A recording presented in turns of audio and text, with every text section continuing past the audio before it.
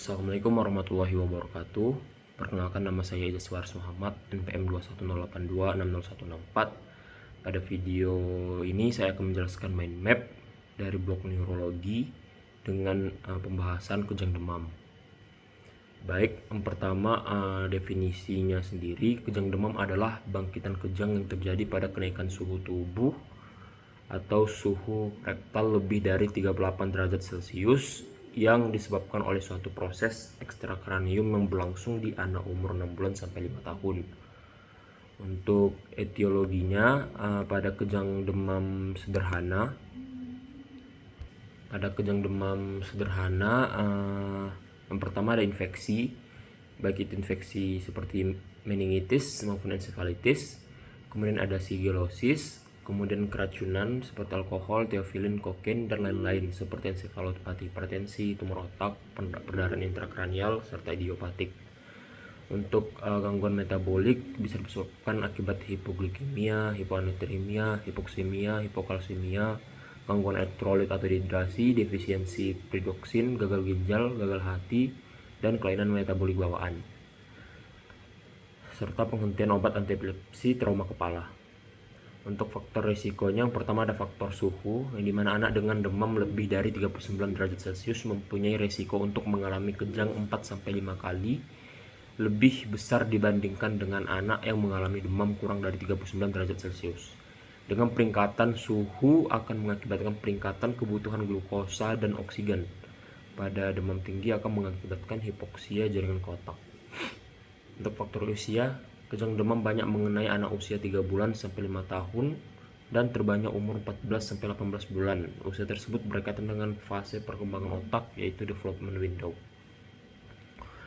Untuk klasifikasinya sendiri, kejang demam sederhana berdurasi tidak lebih dari 15 menit, kemudian bersifat umum, bentuk kejang berupa tonik maupun klonik, dan dapat berhenti sendiri tanpa gerakan vokal dan tidak berulang dalam waktu 24 jam. Kemudian klasifikasi yang kedua yaitu kejang demam kompleks, yang dimana durasinya lebih dari 15 menit, vokal atau kejang umum didahului kejang parsial, serta berulang atau lebih dari 1 kali dalam 24 jam.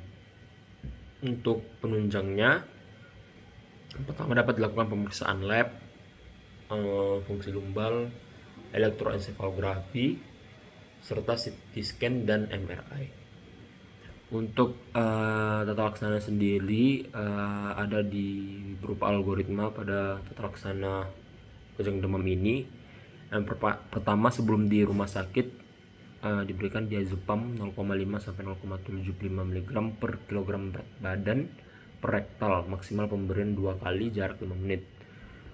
Pada jarak hingga 10 menit diberikan kembali dengan dosis menyesuaikan berat badan seperti di algoritma. Kemudian pada saat di rumah sakit maupun di UGD, pertama dilakukan pembebasan jalan nafas, oksigen, dan sirkulasi.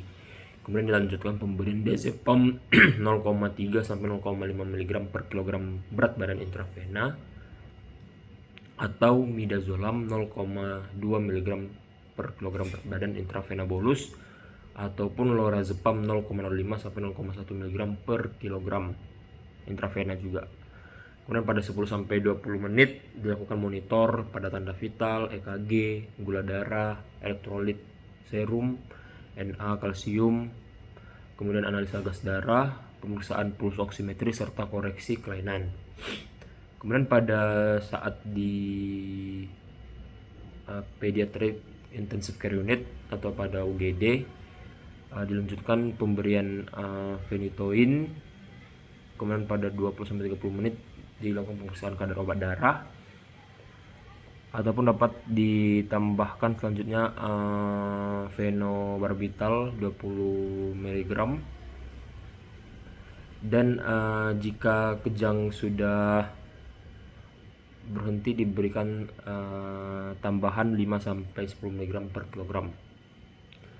Kemudian di tahap akhirnya ada refraktor, yang dimana diberikan midazolam, pentotal, serta propofol 3-5 mg.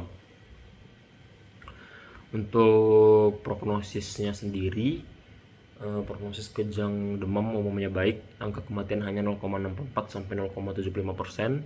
Sebagian besar penderita kejang demam sembuh sempurna. Sebagian berkembang menjadi epilepsi, yakni sebanyak 2-7%. Kemudian kejang demam dapat mengakibatkan gangguan tingkah laku serta penurunan intelijensi dan pencapaian tingkat akademik sebesar 4%. Penderita kejang demam secara bermakna mengalami gangguan tingkah laku dan penurunan tingkat intelijensi. Baik, mungkin cukup sekian penjelasan mengenai kejang demam yang dapat saya berikan. Jika ada kesalahan dalam penyampaian, saya mohon maaf. Kemudian berikut referensi yang saya gunakan untuk menyusun mind map ini. Baik, cukup sekian yang dapat saya sampaikan. Saya tutup dengan doa penutup majelis. Subhanakallahumma wa bihamdika asyhadu an la ilaha illa anta astaghfiruka wa atubu ilaik. Wassalamualaikum warahmatullahi wabarakatuh.